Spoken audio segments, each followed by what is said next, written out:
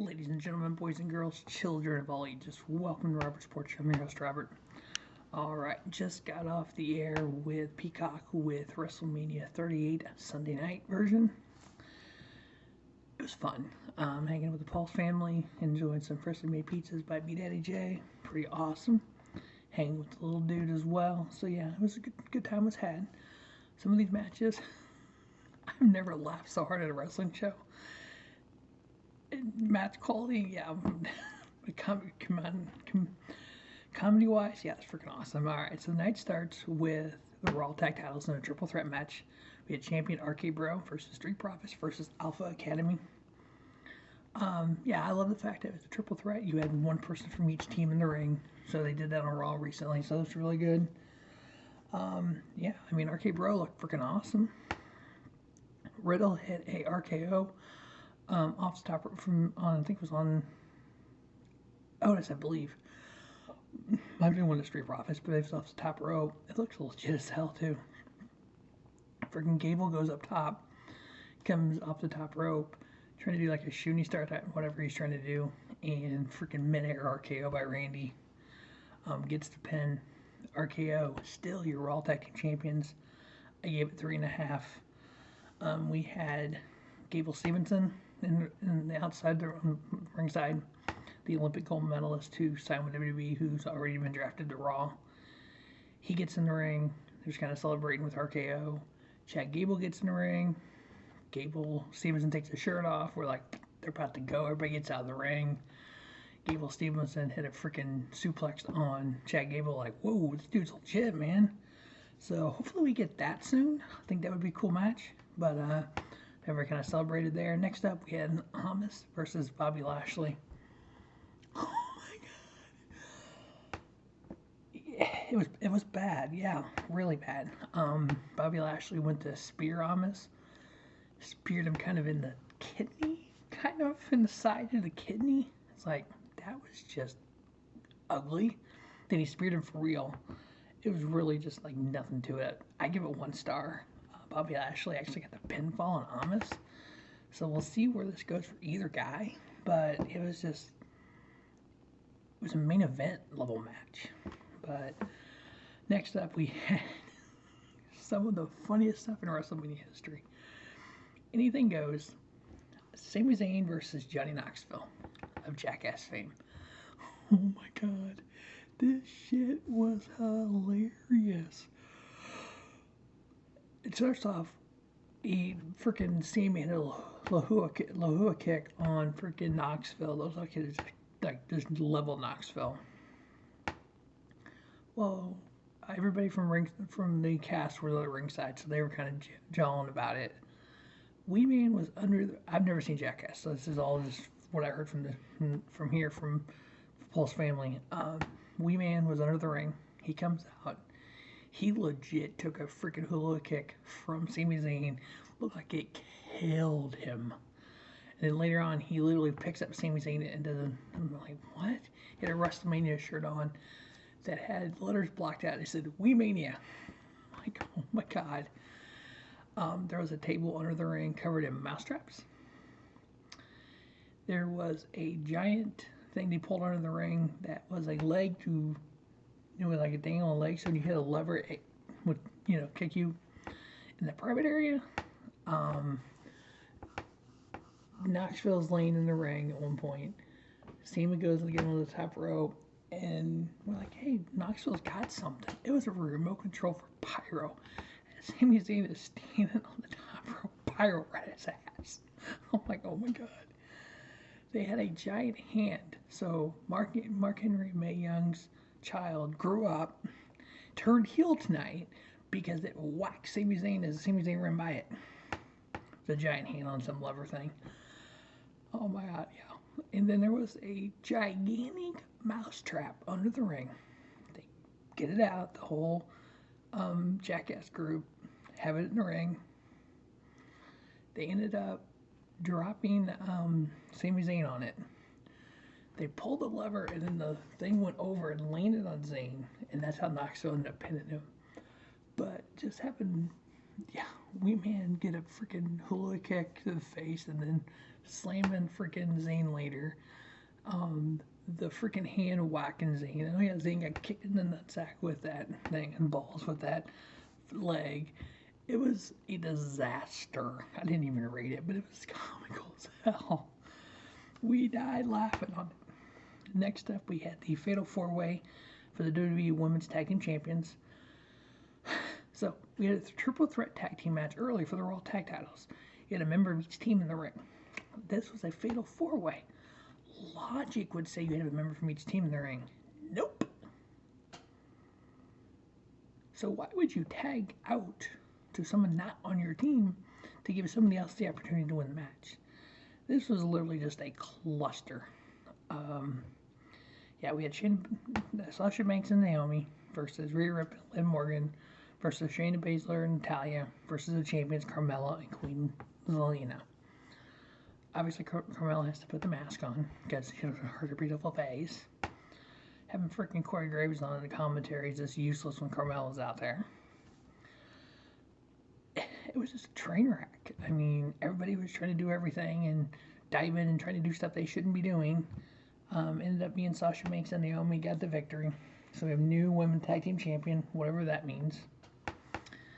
Next up, what everyone thought would be the match of the night, the phenomenal AJ Styles versus the rated R superstar Edge. Not really the rated R superstar anymore, it's just Edge.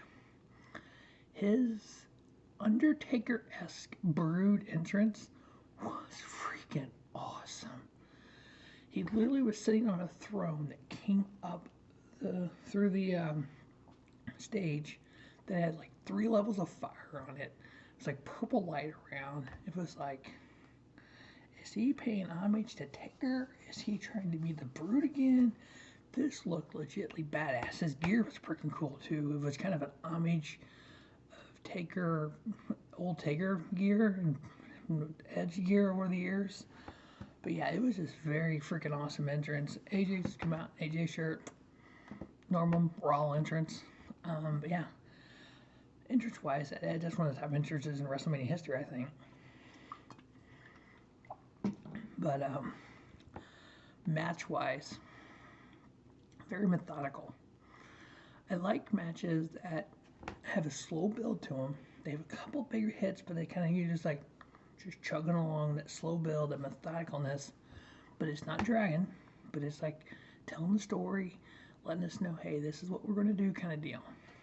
We have 26 minutes, so it was freaking awesome. Then all of a sudden, Damien Sandow is just standing out there. Even AJ's on top rope looking over, like, what the hell? AJ went to do a freaking springboard 450. If I remember right, I think Edge got out of it or moved or something. Edge ended up hitting the spear. 1, 2, 3. Edge wins. Damian Priest gets in the ring. Edge is on one knee. Damien gets on one knee, looks at him. Edge stands up and goes like this. They smile at each other and leave together. So obviously there was a rumor of a heel faction beginning with Edge on Raw. Looks like Damian Priest is probably going to be part of that.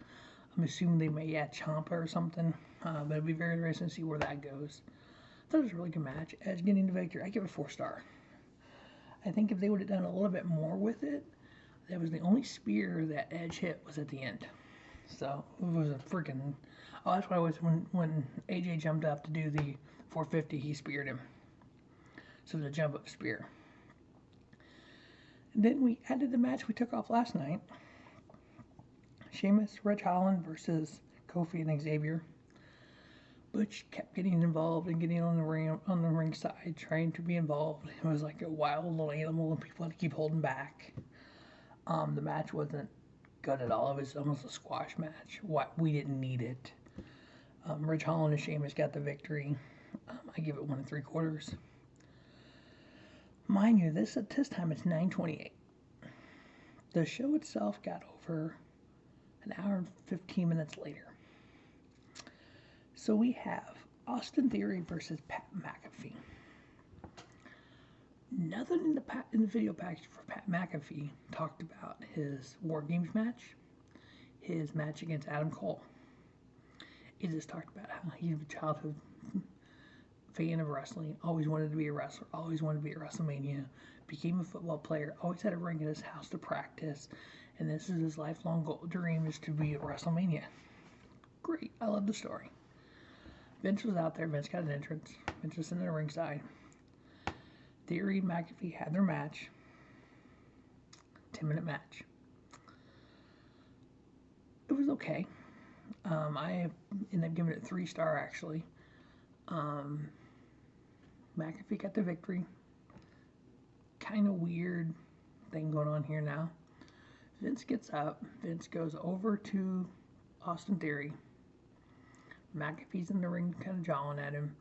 He takes his jacket off, puts it back on. And then takes his jacket off, and McAfee's saying something. Vince takes his tie off. Vince takes his shirt off. He's got his black wife beater on. Gets in the ring.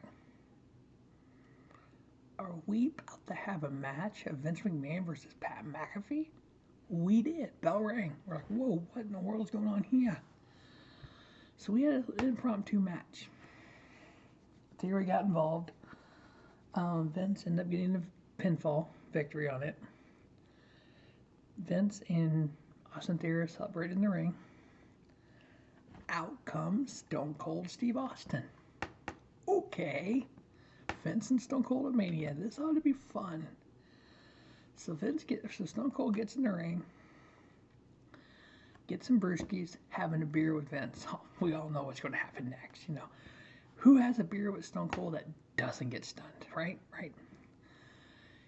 He goes to hit the stunner on Vince, kicks him. Vince damn near falls out of the ring. Austin keeps grabbing for him. The finally hit a stunner on it. You can. I shared it on. If you follow me on Rob's Sports Show on Twitter, you can see it. I shared it recently. I just shared it, and all of a sudden, all you see is him just grabbing for him. Yeah, it was bad. It was probably the worst stunner in the history of stunners. It was worse than the one that oh my God, Linda McMahon took. It was the worst thing I've ever seen in my life. And then McAfee gets stunned by Stone Cold after drinking a beer with him. Then I also shared this. You got McAfee laying on the floor with a beer in his hand, just pouring a beer down his throat, just laying there in front of the announce table. It's like, oh, we about died. Oh my gosh, choking, laughing. Try not to laugh and wake up the little one who's almost a year old. We're rolling off the couch watching this. It's like, oh my God, this is like the funniest crap ever. And then it got real. We had the Unification match. WWE Champion Brock Lesnar versus the Tribal Chief, the Universal Champion Roman Reigns. Like Brock said multiple times, Roman, I'm out for blood. I want your blood, Roman. The Tribal Chief comes out, makes WrestleMania acknowledge him. We have our match. It was the worst match these two guys have had at Mania. 31 was probably better. 34 was better. This was just yeah. It was like a 10-year-old playing PlayStation. I know how to hit my finisher. I know how to hit my big move. We had suplexes. We had F5s. We had spears. We had Superman punches. That was pretty much it. It's like, that was about 12 minutes of that. Yeah, that happened. And then we had spear, pin, 1, 2, 3. Tribal Chief is your new WWE World Universal Heavyweight Unified Champion of the World, or whatever we're calling it. WWE Champion. So we kind of hoping that maybe at this point, maybe The Rock would show up, plan something for next year. Maybe come out and say, you ain't the Tribal Chief, bitch. I am something. We got nothing. So, are we going to have Rock and Roman next year? The whole thing is him being Tribal Chief. Doesn't make any sense without it. But then in that case, if we build this for a year, which is fine with me, him holding the title that long, that's 850, 860, 870 days. I'm all good with that. But then what? Does The Rock beat him for the title? Does maybe somebody win their Money in the Bank? They hold off trying to cash it in. That match happens. Roman beats Rock. Roman's a tribal chief, and then whoever has the money to think cashes in. I don't know. I mean, time will tell. But I think night one was a better Raw, better WrestleMania. Obviously, tomorrow night on Raw, we're going to hear from Cody Rhodes probably. We'll hear from Roman. Probably we'll figure out what Edge's faction is going to be. Maybe we'll hear from Knoxville. Night one. What big things are we going to hear back? You know, we'll hear from Bianca and probably Becky. Yes, I mean we're gonna kind of figure some things out going forward. Overall, not horrible. You know, I didn't even rate that main event. You know what? I'm just gonna go 2.5 because it wasn't that good. Really, I didn't rate the McMahon Pat McAfee crowd.